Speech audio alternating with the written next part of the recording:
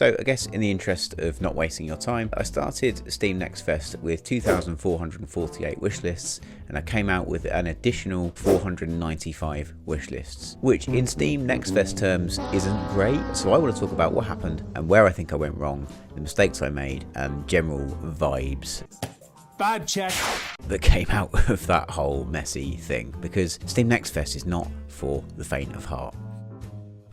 If you're new here, this is the point and click devlog, an ongoing series where I'm making a niche game amid a sea of thousands and thousands of other indie games. So look, if you're here watching an indie game devlog, you are probably already familiar with Steam Next Fest. You may have even submitted a game yourself, but just for the uninitiated, it is a festival that happens on Steam a couple of times a year where indie devs submit their demos, with the idea being that players sift through thousands of demos 50,000 and add the best ones to their wish list. Now, Next Fest, much like all of Steam, is driven by murky algorithms that nobody quite understands. But if you are, again, at all familiar with this space, you probably have been on howtomarketagame.com at some point, or you have seen Chris from that website talk about Next Fest and wish lists and mistakes and Steam capsules and things like that. That gives you a ton of visibility.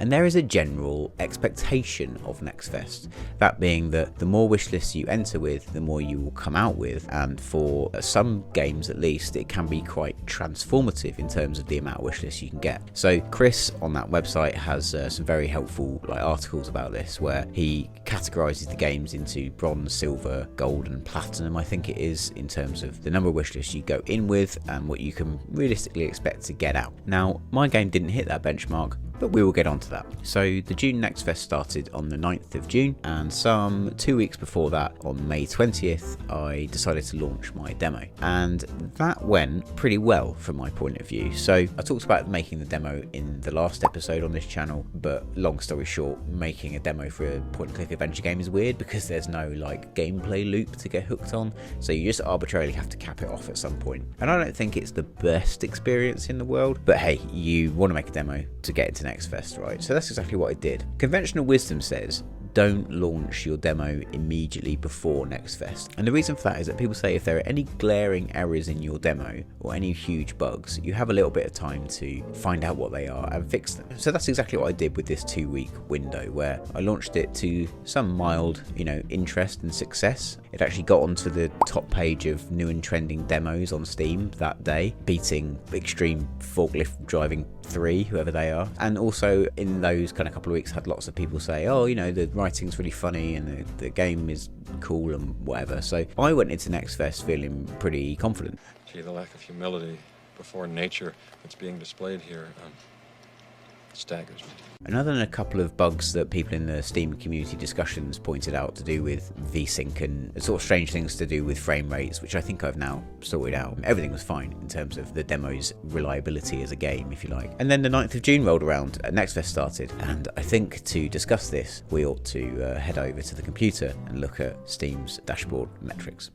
So, much like any millennial who wants to book a flight, we have arrived at the big computer where we look at the serious stuff. So let's have a look at Wishlist first, and then we'll dive into the sort of visits and impressions stats to see what I think was going on during Next Fest. First of all, I've got this, so this is Wishlist. I've got it set to 3 months, just so you can see a few various spikes before obviously Next Fest started. What I wanted to point out is this here, which is May 20th. I got 51 wishlists. That is the date that the demo went live, which corresponds with some 500 downloads of it, or at least 500 people adding it to their library in one day. So that's interesting. There was a bit of a peak prior to that, right, and getting about sort of a handful, 1, 2, 4, 5, 1, 3, 10, not very many wish lists a day. When are they gonna get to the fireworks factory? The demo comes out, 51 wish lists that day, and then there's kind of a good faith long tail effect from that, with a couple of little spikes again based on posts that did lift things up. But here we go into Next Fest, and that is quite dramatically improved. So let's hone in on the last month. Now, the thing to remember about Next Fest is that it kind of bamboozles Steam's reporting metrics to the effect that you don't actually get wishlist figures for the first day. They're always in arrears anyway, so you get the previous day's stats at around 3 PM on any given day. For the first day of Next Fest though, you had to wait 2 days, which was kind of excruciating. Now, you might immediately be thinking, this is a weirdly shaped graph. The hell was that? And I agree with you, and I sort of don't really know exactly what's going on other than algorithm stuff. But what I will say is, for the first day of Next Fest, I got 95 wish lists, and I don't know what I was expecting. I did think going in with around 2.5 thousand wish lists that, 100 on the first day would be great, and that's more or less what happened. But I then thought there would be kind of an uptick from there, and it was just going to skyrocket, and that didn't happen.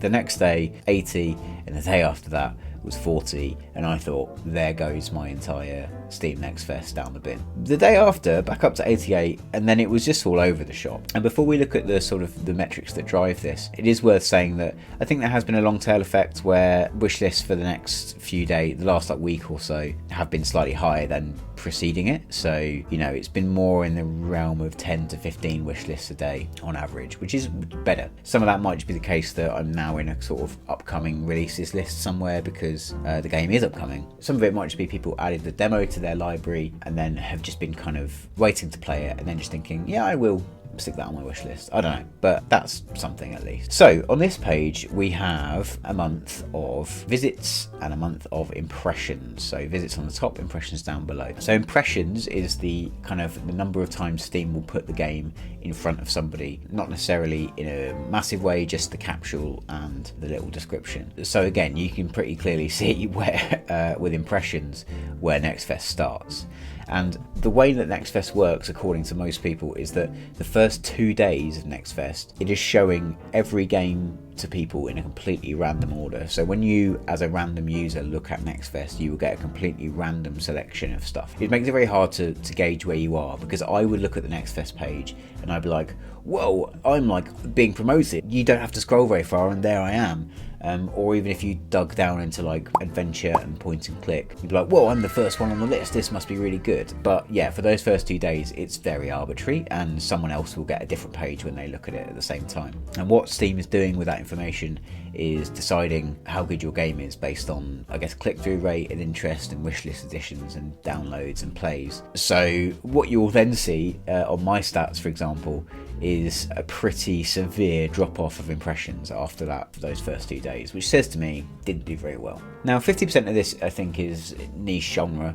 Point and click adventure games are not that popular, and 50% is probably just didn't do very well and the game isn't to many people's tastes, I guess. But yeah, either way, there's a huge drop off from 13,000 impressions on day 2 to 5,000 impressions on day 3. But I think what's interesting is when that algorithm does kick in, it definitely does some more targeting. So whereas the total amount of people seeing it is less, it seems to be showing your game to more people who might like it. Because if you look at the charts top and bottom, there is kind of an inverse after that 3rd day where things go in an opposite direction, right? So whereas impressions drops off a huge cliff, actual visits seems to go up in most cases, or it follows a bit of a higher trajectory for a few days that the impressions definitely don't, which creates a higher click-through rate, I guess, and just says more people who like that kind of thing are being shown the game. And then since then, it's very much leveled off to more or less what it was before. So visits on, say, June the 6th is 185, and visits on June 22nd are 170. So it's kind of petered off slightly. And so overall, whilst it was nice to, come away from Next Fest with this inflated wish list that I wouldn't have had if I hadn't been in there, it certainly wasn't the doubling your wish list or tripling your wish list experience for me personally that other people enjoy. Such is life, I guess. So I think I made a few mistakes. The first one being timing. Now, as we've seen, when the demo went live, there was quite a lot of interest in it, relatively speaking. And I think if I had that interest at the start of Next Fest, it may have fed the algorithm slightly into promoting the game a bit higher and getting it in front of more people's eyeballs for a bit longer. I don't know. Those 500 downloads on day 1 would have been nice to have as a Next Fest benchmark for that algorithm, I guess. Secondly, when you set up a demo now, you have the option to just kind of put a big button one on your existing game store page, or kind of create a second store page for the demo itself. And I looked into some research on this, and it seemed to say that there is no real benefit to one or the other, and in my head it just seems simpler to have one store page to direct people to. In hindsight, I'm not sure that's true, because if you have a separate store page for your demo, you can collect reviews for the demo, and I think it would have been quite handy to have, you know, some positive feedback where people can go, oh, okay, people have said this is funny or whatever, I'll give that a go. I guess just the lack of being able to have those positive opinions other than what I can kind of gather separately and put on my social media, that might have been helpful. The other thing is I was a bit lazy with my streamer outreach, so I messaged a few people and I did get some coverage. I think about 10 or 11 streamers of varying size have played through the demo,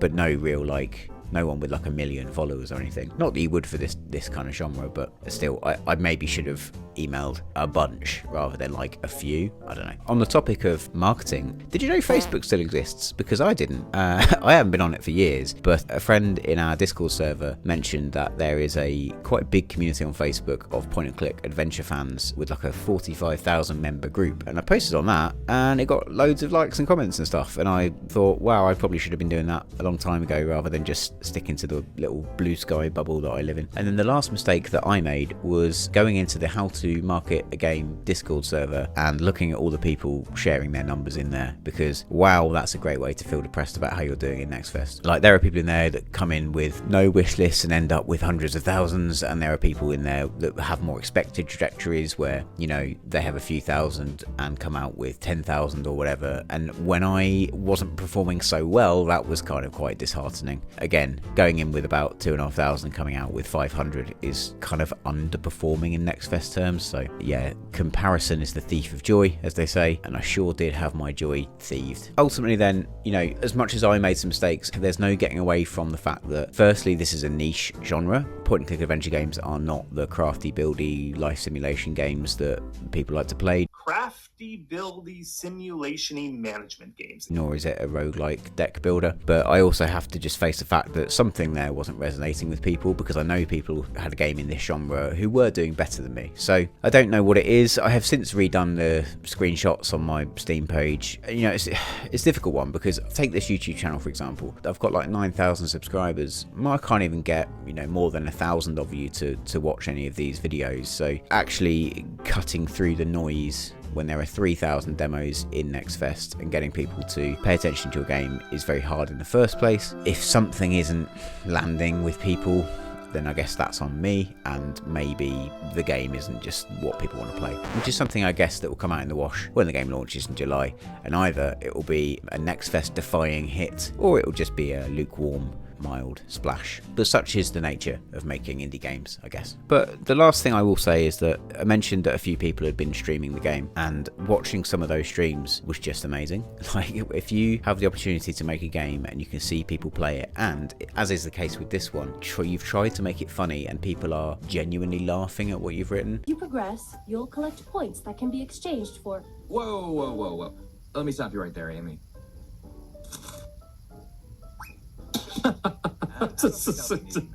Oh man. Yeah, I can't say I blame you. People you don't know, that is really special. And after like Next Fest ended and I was having a bit of a that didn't go very well period of time, I remember I was on a train coming back from somewhere and I was just watching someone stream the game, and yeah, they were laughing at quite a lot of the jokes, and I just thought, I guess that's kind of the point, isn't it? It doesn't really matter if you breaks the Steam wishlist records, it's more that have you made something that somebody enjoys, and hopefully even if it's just that one person, then you know, that's job done, I guess. Anyway, thanks for watching. The next video will probably be about releasing the thing, because it's coming out on July 22nd, and that's quite soon. So yeah, goodbye. Welcome, valued employee, to your exciting new career at Bigglemoss Inc. You join us at a very exciting time. At Bigglemoss Inc., we're pushing new boundaries. I don't know what I expected, really. We're experimenting with bold new ways of working. Let's just say that your standard inkjet mechanism is a less than bodacious way to get a homemade tattoo. And we're always searching for better. Ah, so this must be where we store the danger. Good to know. better processors, Well, this'll either work or kill me. better interdepartmental unity, You're such a corporate shell, Tom. Grooviness isn't something I'm looking for in a human resources team. and better worker benefits. Voila! Wow, that really is fresh. As a member of the Biggle Boss Inc. team, you will flourish under expert leadership. I'm trying to save you. From the bathroom? From this company, idiot. Huh. Weird. You'll build lifelong skills. At Biggle Boss Inc., we're driven by an intense passion for... Cake. Does it really say that in the book? Sure. And you'll combine things with other, even better things.